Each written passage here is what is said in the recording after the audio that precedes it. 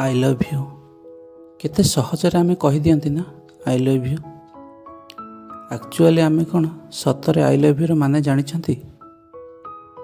ଆମେ ତ କହିଦିଅନ୍ତି, କିନ୍ତୁ ଆମେ କେବେ ବୁଝିପାରନ୍ତିନି କି ସାମ୍ନାରେ ଥିବା ଲୋକର ମନରେ କ'ଣ କ'ଣ ଚାଲିବାକୁ ଲାଗିବ। ଆଇ ଲଭ୍ ୟୁର ମାନେ କେବଳ ଗୋଟେ ମଣିଷକୁ ଭଲ ପାଇବା ହୋଇନଥାଏ, ଭଲ ପାଇବା ସାଥେ ସାଥେ ସେ ମଣିଷକୁ ଆପଣେଇବାକୁ ପଡ଼ିଥାଏ।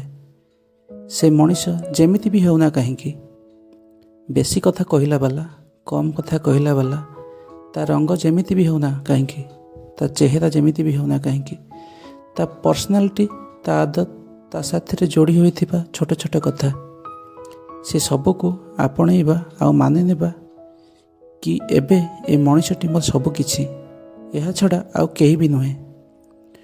ମୁଁ ଆଜି ଯେତିକି ଭଲ ପାଉଛି କାଲି ବି ତାଠାରୁ ଅଧିକ ଭଲ ପାଇବି। ଯେମିତି ବି ସିଚୁଏସନ୍ ଆସୁନା କାହିଁକି, ମୁଁ ତା ହାତ କେବେ ବି ଛାଡ଼ିବିନି। ଆମର ସମ୍ପର୍କ, ଏ ସୁନ୍ଦର ବନ୍ଧନ କେବେ ବି ଭାଙ୍ଗିବନି। ତା'ର କମଜୋରି ଜାଣିଲା ପରେ ବି ତା'ର କେବେ ଫାଇଦା ଉଠେଇବିନି, କେବେ ତାକୁ ଜଜ୍ କରିବିନି। ତୁମେ ଯେମିତି ତୁମକୁ ସେମିତି ଆକ୍ସେପ୍ଟ କରିବି, ତୁମକୁ ନ ବଦଳାଇ। ଆମ ଭିତରେ ଯେତେ ବି ଝଗଡ଼ା ହେଉନା କାହିଁକି, ତାପରେ ବି ମୁଁ କେବଳ ଆମ ପାଇଁ ଲଢ଼ିବି, ତୁମକୁ ଭଲ ପାଇବି ଆଉ ସାରା ଜୀବନ ତୁମକୁ ହିଁ ଭଲ ପାଉଥିବି। ଏହା ହିଁ ହେଉଛି ଆଇ ଲଭ୍ ୟୁର ମାନେ।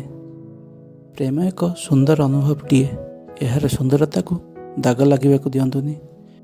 ନେକ୍ସଟ ଟାଇମ୍ ସେତେବେଳେ ଆଇ ଲଭ୍ ୟୁ କହିବ ଯେତେବେଳେ ଲାଗିବ କି ହଁ ସତରେ ତୁମେ ହିଁ ତାକୁ ଖୁସିରେ ରଖିପାରିବ।